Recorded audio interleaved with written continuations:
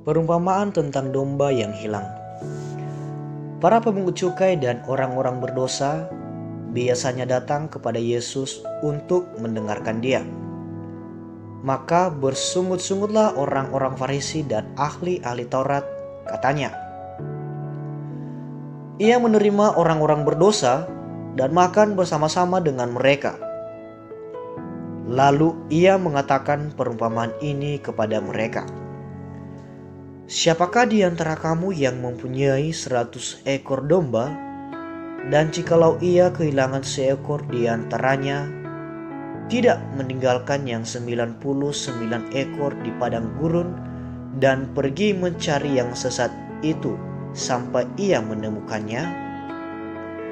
Dan kalau ia telah menemukannya, ia meletakkannya di atas bahunya dengan gembira.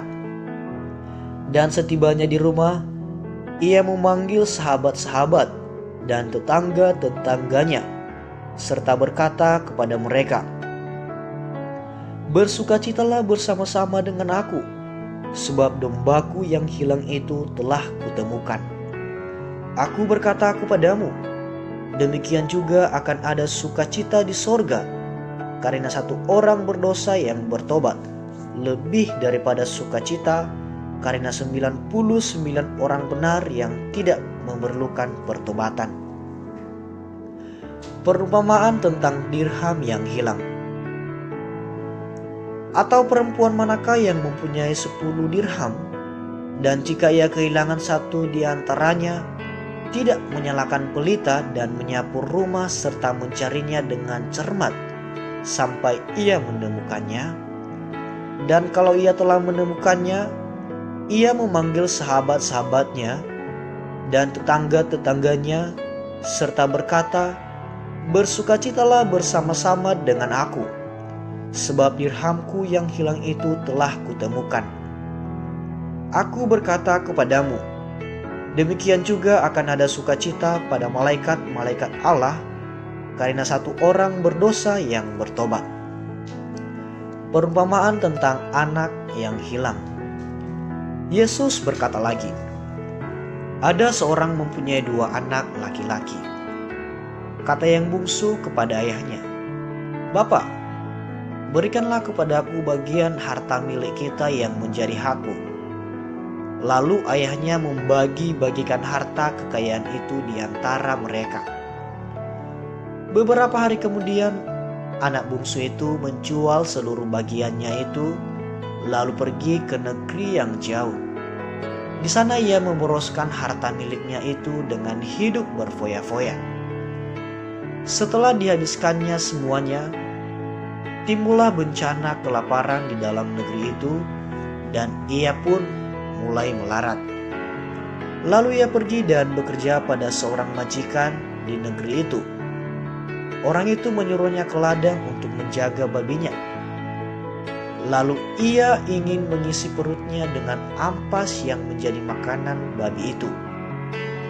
Tetapi tidak seorang pun yang memberikannya kepadanya. Lalu ia menyadari keadaannya. Katanya, betapa banyaknya orang upahan Bapakku yang berlimpah-limpah makanannya, tetapi aku di sini mati kelaparan. Aku akan bangkit dan pergi kepada Bapakku dan berkata kepadanya, Bapa, aku telah berdosa terhadap sorga dan terhadap Bapa. Aku tidak layak lagi disebutkan anak Bapa. Jadikanlah aku sebagai salah seorang upahan Bapa. Maka bangkitlah ia dan pergi kepada bapaknya. Ketika ia masih jauh, ayahnya yang telah melihatnya, lalu tergeraklah hatinya oleh belas kasihan. Ayahnya itu berlari mendapatkan dia, lalu merangkul dan mencium dia. Kata anak itu kepadanya, Bapa, aku telah berdosa terhadap sorga dan terhadap Bapa. Aku tidak layak lagi disebutkan anak Bapa. Tetapi ayah itu berkata kepada hamba-hambanya, Lekaslah bawa kemari jubah yang terbaik, pakaikanlah itu kepadanya, dan kenakanlah cincin pada jarinya, dan sepatu pada kakinya. Dan ambillah anak lembu tambun itu, sembelilah dia, dan marilah kita makan dan bersukacita. Sebab anakku ini telah mati dan menjadi hidup kembali. Ia telah hilang dan didapat kembali. Maka mulailah mereka bersukaria. Tetapi anaknya yang sulung berada di ladang, dan ketika ia pulang dan dekat ke rumah, ia mendengar bunyi seruling dan nyanyian tari-tarian. Lalu ia memanggil salah seorang hamba dan bertanya kepadanya, "Apa arti semuanya itu?" Jawab hamba itu, "Adikmu telah kembali dan ayahmu telah menyembelih anak lembu tambun, karena ia mendapatnya kembali dengan sehat." Maka marahlah anak sulung itu dan ia tidak mau masuk. Lalu ayahnya keluar dan berbicara dengan dia. Tetapi ia menjawab ayahnya, katanya, "Telah bertahun-tahun aku melayani Bapa dan belum pernah aku melanggar perintah Bapa. Tetapi kepadaku belum pernah Bapa memberikan seekor anak kambing untuk bersukacita dengan sahabat-sahabatku. Tetapi baru saja datang anak Bapa yang telah memeroskan harta kekayaan Bapa bersama-sama dengan pelacur-pelacur. Maka Bapa menyembelih anak lembu tambun itu untuk dia."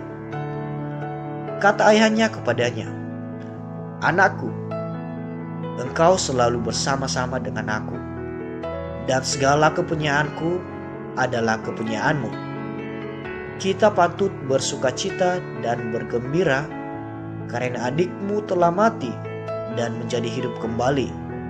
Ia telah hilang dan didapat kembali."